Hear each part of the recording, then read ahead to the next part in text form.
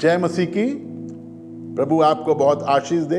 आपके साथ साथ हमें भी जब वचन की संगति करते हैं तो आशीष मिलती है, और आज फिर इसी आशा से हैं कि हम और आप आशीष को प्राप्त करें। मत्ती 5 अध्याय और उसके 6 पद में हम हैं, जहां पर इस प्रकार लिखा हुआ है, धन्य है वे जो धार्मिकता के भूखे और प्यासे जो हैं, धार्मिकता के भूखे और प्यासे हैं, क्योंकि वे तृप्त किए जाएंगे। हमने इस पर विचार किया, हमने देखा धर्म क्या है, हमने देखा धार्मिकता क्या है, उनके अर्थ क्या हैं, हमने देखा धार्मिकता की भूख क्या है, धार्मिकता की प्यास क्या है। और आज हम जो मनन करने जा रहे हैं, देखने जा रहे हैं, तृप्ति, संतुष्टि और सेटिस्फैक्शन। ये सेटिस्फैक्शन, संतुष्टि और तृप्ति, या उर्दू में कहें आसूदगी, ये एक बहुत ही खास चीज है जो हमारे जीवन में होना चाहिए, और मनुष्य इससे संतुष्ट नहीं होता है।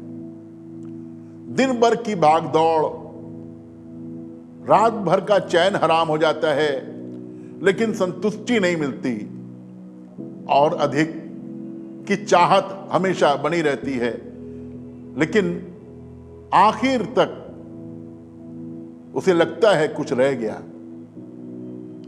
सारा समय, सारा जीवन परिश्रम में ही लगा रहता है, सोचने की फुर्सत नहीं मिलती। आज मैं शुरुआत करता हूं एक मनुष्य से जिसके ऊपर कोई जिम्मेदारी नहीं है, लेकिन फिर भी इस मनुष्य को देखिए। मुझे उसका नाम नहीं मालूम, और आपको भी बता नहीं पाऊंगा इसका नाम क्या है, लेकिन इसका वर्णन सबोपदेशक और उसके 4 अध्याय और अगर 8वें पद से पढ़ना शुरू करें तो हमें मिलता है। कोई अकेला रहता है, यहां पर लिखा है कोई भी हो सकता है, लिखा है कोई अकेला रहता है और उसका कोई नहीं है। आजकल के जमाने में ऐसे आदमी कहेंगे भाई आजाद पंछी है, ये तो बड़ा खुश है, बड़े आराम से है, आजाद है, इसका कोई नहीं है, कोई जिम्मेदारी नहीं। कोई अकेला रहता है और उसका कोई नहीं है, ना उसके बेटा है, ना भाई है, तो भी उसके परिश्रम का अंत नहीं, तो भी बड़ी मेहनत कर रहा है, उसके परिश्रम का अंत नहीं है।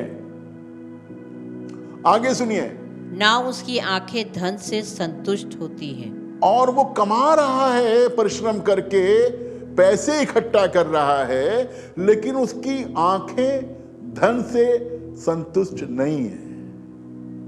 बिल्कुल हमारे और आप जैसे समय का ही मनुष्य जान पड़ता है, आंखें धन से संतुष्ट ही नहीं हो रही है।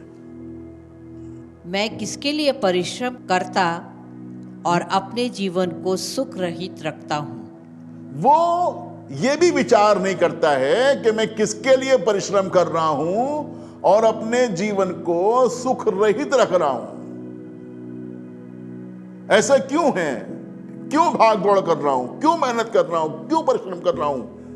आज मनुष्य धन से संतुष्ट होना मांगता है, संपत्ति से संतुष्ट होना मांगता है, भोजन से संतुष्ट होना मांगता है, अच्छे अच्छे पेय पदार्थ हैं, शरबत हैं, स्कॉचेस हैं, तृप्त होना मांगता है, लेकिन वो तृप्त होता नहीं है।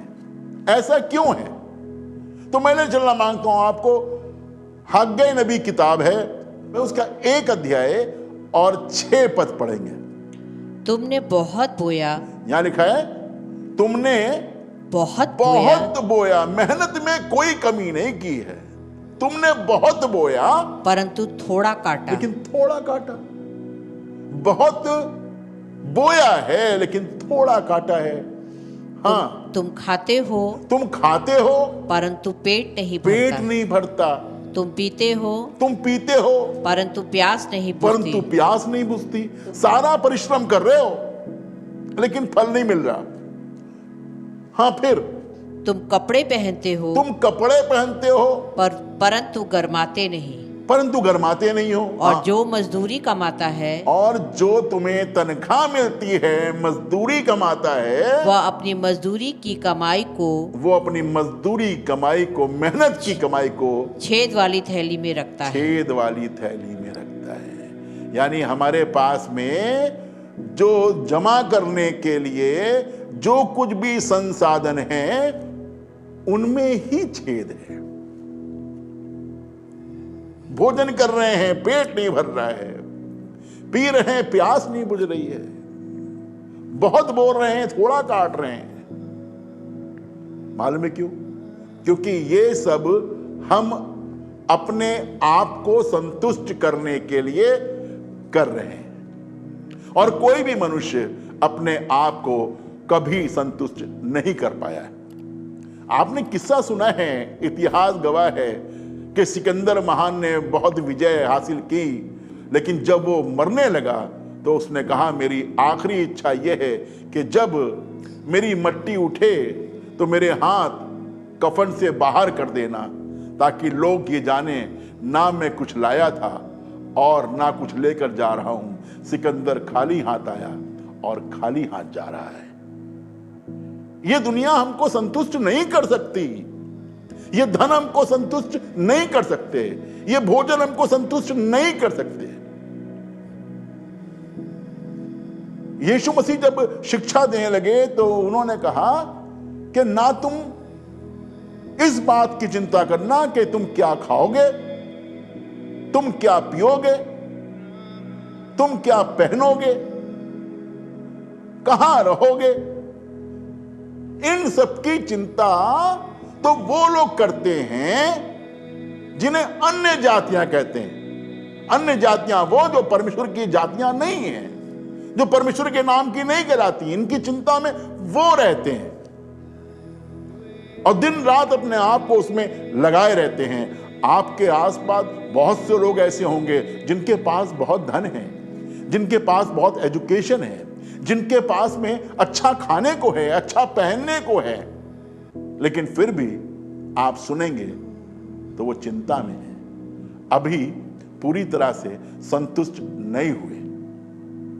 हमारी कमी मालूम क्या है? हमारी कमी ये है कि जो कुछ परमेश्वर ने हमको दिया है हम उसका धन्यवाद नहीं करते हैं, और जो हमारे पास में नहीं है उसके लिए कुढ़ते रहते हैं, चिंता करते रहते हैं। यीशु मसीह ने कहा आकाश के पक्षियों को देखो, ना कभी जोतते हैं ना कभी काटते हैं, तुम्हारा परमेश्वर उन्हें खाने को देता है। मुझे बताएं, कभी किसी पक्षी को आपने देखा है कि गैस सिलेंडर के लिए परेशान हो रहा है, राशन की दुकान पे लाइन लगाए खड़ा हुआ है, किसी ठेले पर खड़े होकर के पैसे से कुछ खरीद रहा है? कभी देखा आपने? नहीं। ज्यादातर पक्षी आप सुबह से देखें तो उनकी चहचहाने की, उनकी खुशी की आवाज आपके कानों में आती रहती है, क्योंकि उन्हें यह मालूम है कि उनको खिलाने वाला उनका परमेश्वर है।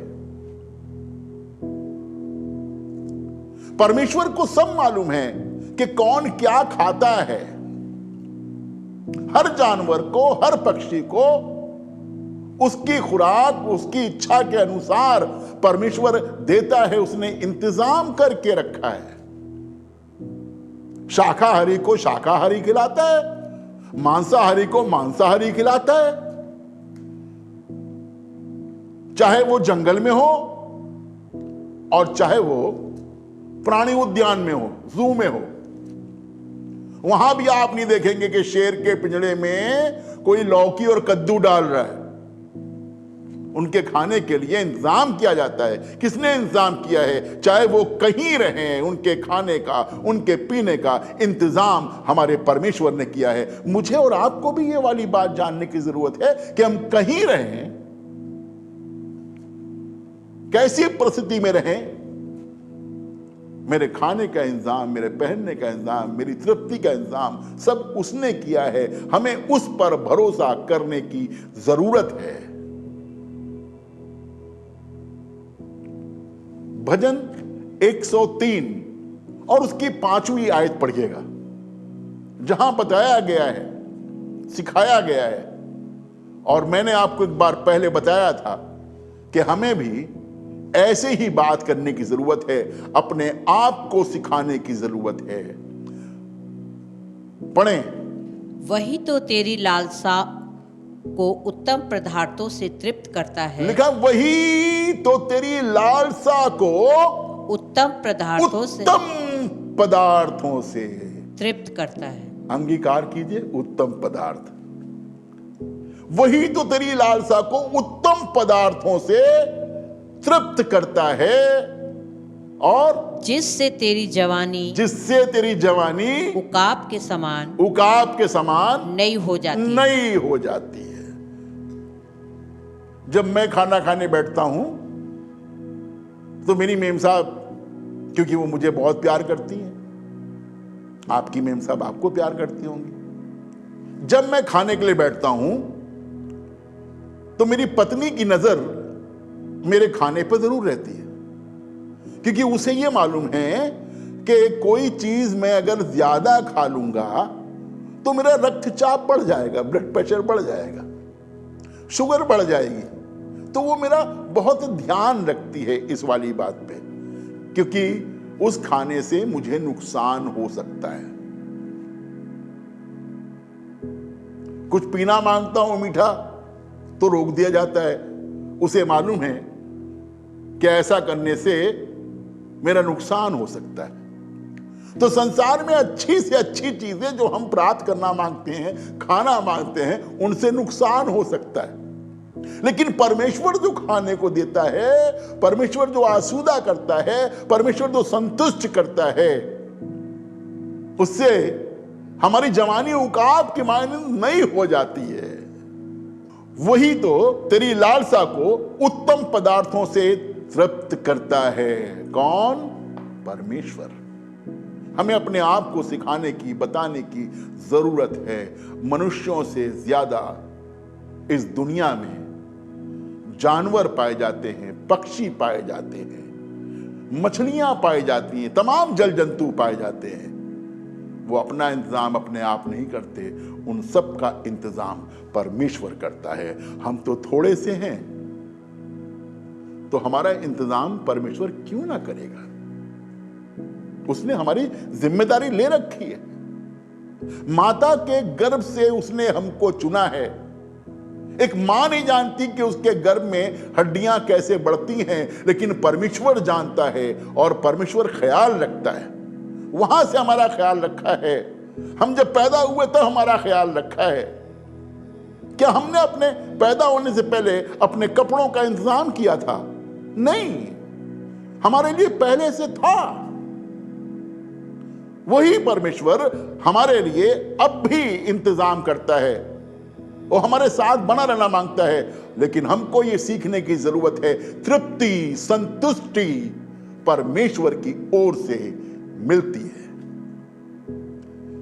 मैंने आपको पिछले दिनों में कई एक इब्रानी शब्द बताए। आज बताना मांगता हूं आपको कि यहां यूनानी शब्द है और वो है खोर टैट्जो।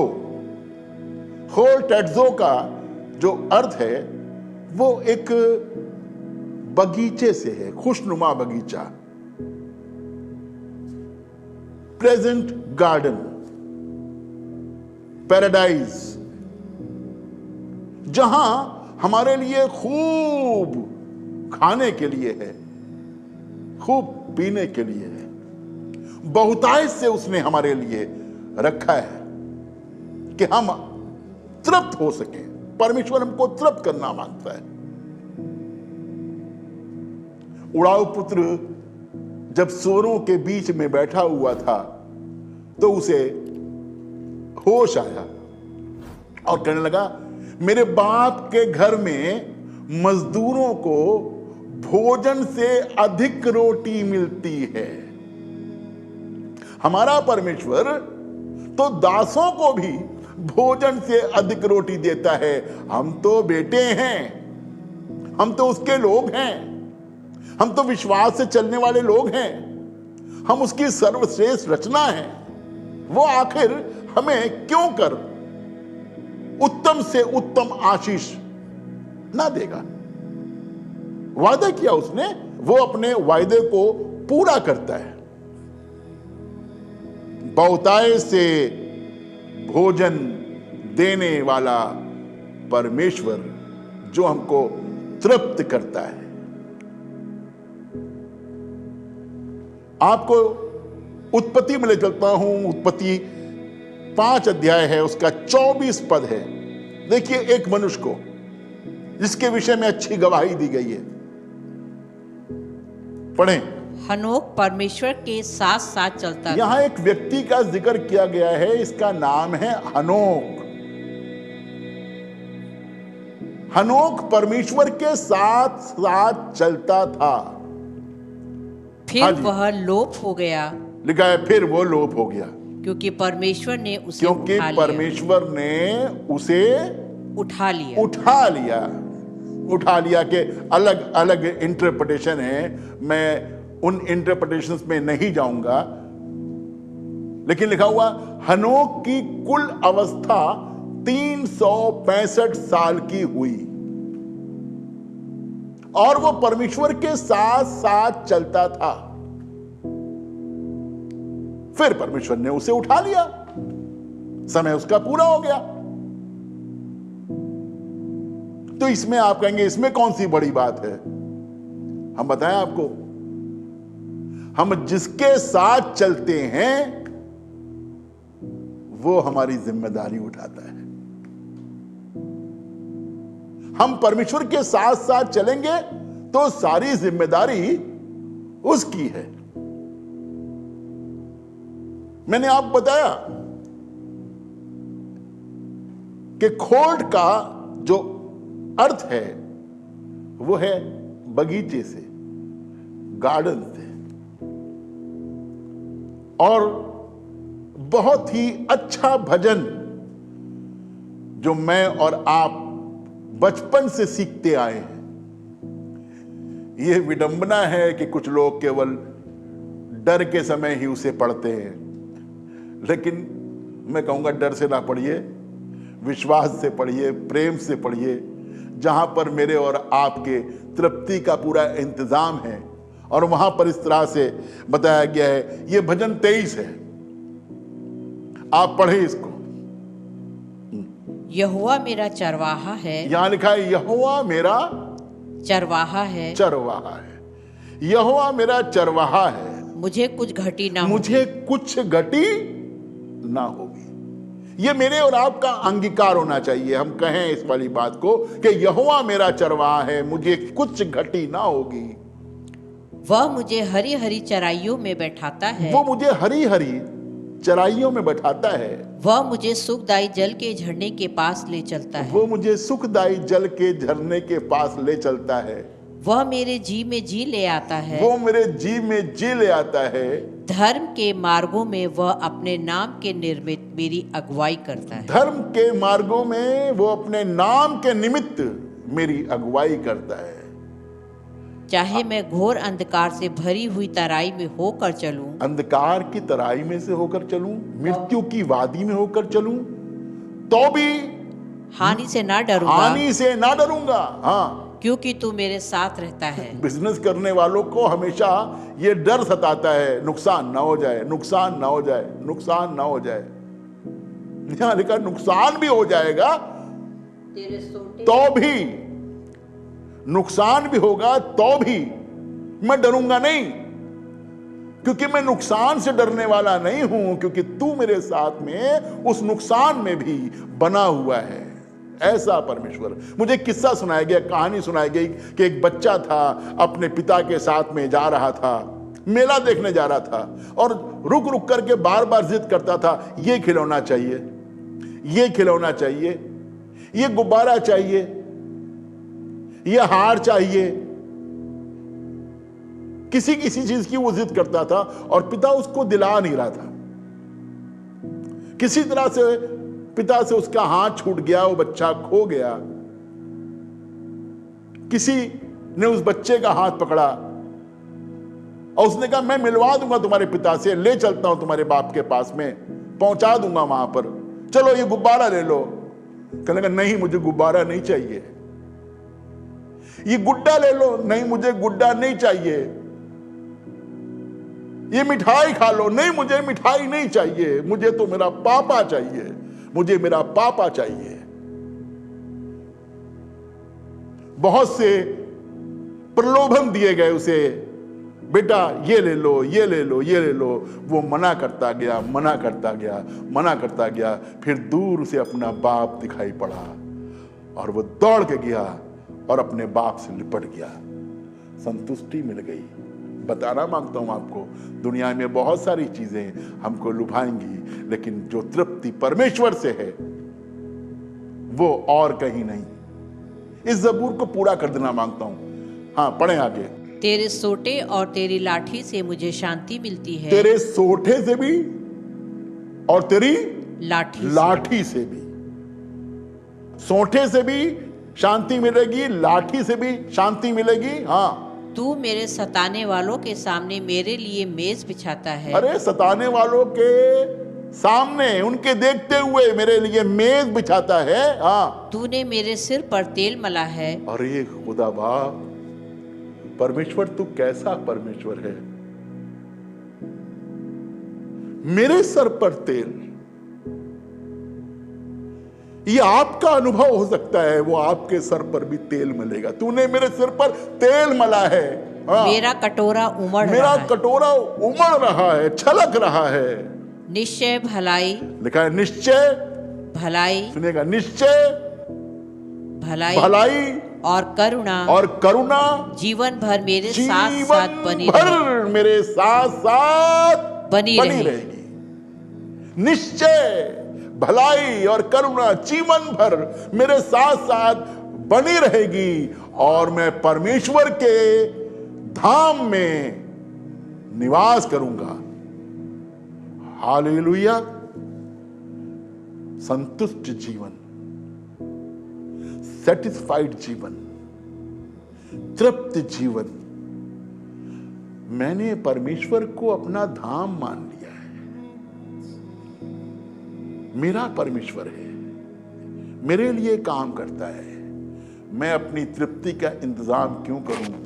मैं अपने आप को परमेश्वर के हाथ में सौंप दूं। परमेश्वर के हाथ में यदि मैं अपने आप को सौंप दूंगा तो मुझे मालूम होगा वही तो तेरी लालसा को उत्तम पदार्थों से तृप्त करता है, जिससे तेरी जवानी उकाब की नाई नई हो जाती है। धन्य है वे जो धार्मिकता के भूखे और प्यासे हैं, क्योंकि वे तृप्त किए जाएंगे। आइए प्रार्थना करें, अपने आप को प्रभु के हाथ में सौंपें। प्रभु, धन्यवाद करते हैं, तुम्हारा बहुत अच्छा प्रभु है। प्रभु, तू हमें खिलाता है, तू हमें पिलाता है। उत्तम पदार्थों से हमारी जवानी नहीं हो जाती है।